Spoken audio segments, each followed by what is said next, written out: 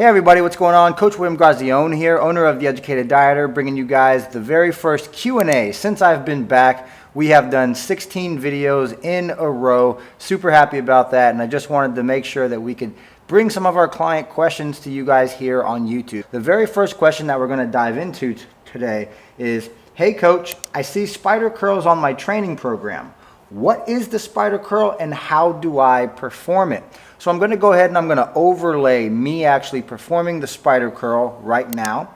But the reason why we do like to implement the spider curl into some of our male and female training programs is because it's one of the specific bicep exercises that actually allows you to get the bicep in a shoulder flexed, shortened position.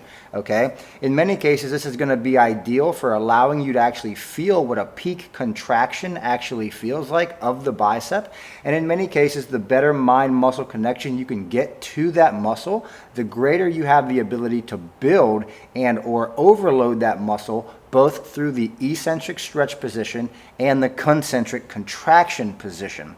As far as what equipment I like to use when I am performing a spider curl, I like to either implement a straight bar, in which I'll show you a video overlay, or I like to implement a dumbbell.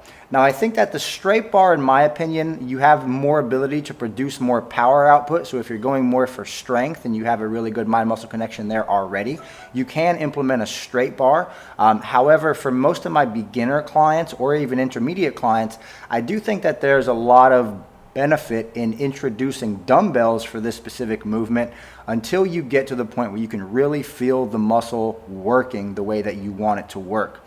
The other thing that we have to utilize in performing this exercise is going to be some form of a bench. Maybe that's an incline bench, or maybe it's a preacher curl bench or something like that. We just need something that we can hang over and actually get that shoulder into a shoulder flexed position like this so that we can squeeze and contract the bicep. Now, as far as what sets and reps I recommend, have all to do with the advancement level of the lifter.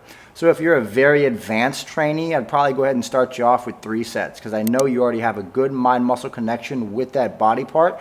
You can squeeze and contract that body part. You understand the importance of 3-second overloaded eccentrics. You understand these types of things. But if you're a beginner lifter and you're really just looking at trying to optimize this specific exercise, I'd probably start with maybe 2 top sets and just taking yourself through the motions, but actually working to get a really good mind-muscle connection. So if you're a beginner, I'd start off with 2 sets of anywhere between 12 and 15 reps. The reason why I would start you with higher reps is because every single rep is practice. The more repetitions you do inside of a specific training block or inside of a specific exercise, that's just another opportunity to improve the skill of the spider curl. But once again, if you're somebody that may be a bit more advanced, I'd probably start you off with 3 sets here, and you can decide if you want to use a daily undulated periodization model, which is just a fancy term for planning it out. If you did it twice per week, you could have one day where you do 3 sets of 8. On the other day, you could have a day where you do 2 sets of 15 all the way up to maybe 20 reps. It just depends on what the goal is there. So if you're an advanced trainee, I'd probably recommend you hitting them maybe twice, sometimes even 3 times per week. If you're a beginner, maybe intermediate trainee, you could definitely get away with only doing them once or twice per week and still be able to get the gains that you want on your biceps from performing this movement. But something that I would urge you to consider is that quality of repetition and the mind-muscle connection that you can make with that exercise is going to be more important than the quantity of how many reps you do. Because you could do 100 terrible reps. You could do 100 terrible reps and it's not like you're going to grow very large biceps. I would rather you do 20, 30 repetitions with really good form and really good intent and allow that to have you progressive overload in time. As far as how hard you should go, so this is based off of rating of perceived exertion, or the RPE scale. I am an advocate of taking exercises and movement patterns to close to a failure point. So essentially inside of a repetition like a spider curl, right, you would have the eccentric load, which would be the way down where you're stretching that muscle out, causing that damage, and then to curl back up to contract and load it back. I would recommend going until you can no longer make it through a point A to point B range of motion. Point A being the start, point B being the full contraction. When you're getting to the point where your muscle just can't contract all the way anymore and you can't get it to point B, that's where I'd probably call the set. All right, question number 2 is, hey coach, I'm doing the training program that you recommended to me, but I'm just not getting sore anymore. Now, I'll preface this by saying that soreness is oftentimes not the primary indicator whether or not you have the ability to build muscle or you're having an effective workout. However, training pain or training damage or muscular damage and soreness, that can be a representation of you making sure you are causing some stress to that muscle. Muscular adaptations happen all the time, especially for those individuals that are very advanced trainees that have done the same movement patterns for prolonged periods of time, okay? So I don't think it's a bad idea to change things up, from here.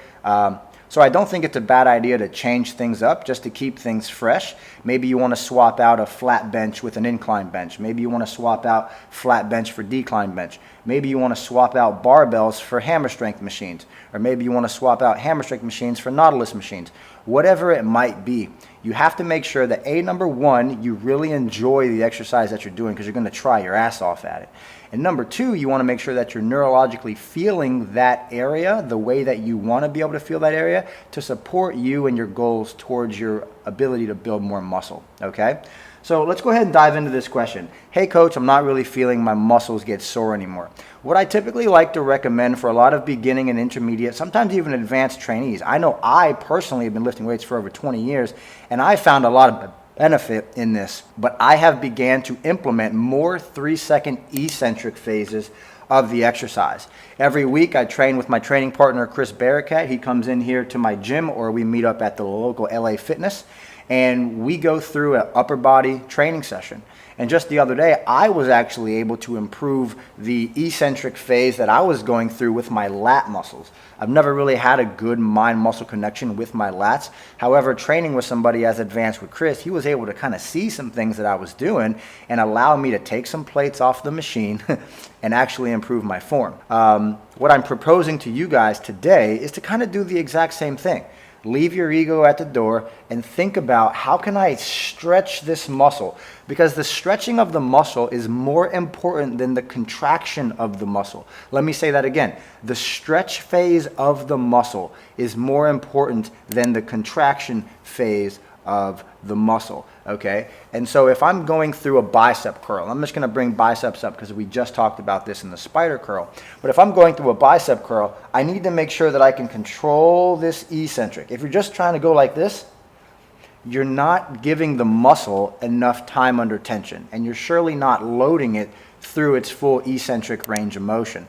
So what I like to recommend for individuals that are no longer getting sore is to implement 3-second eccentrics and own that weight, really own that weight.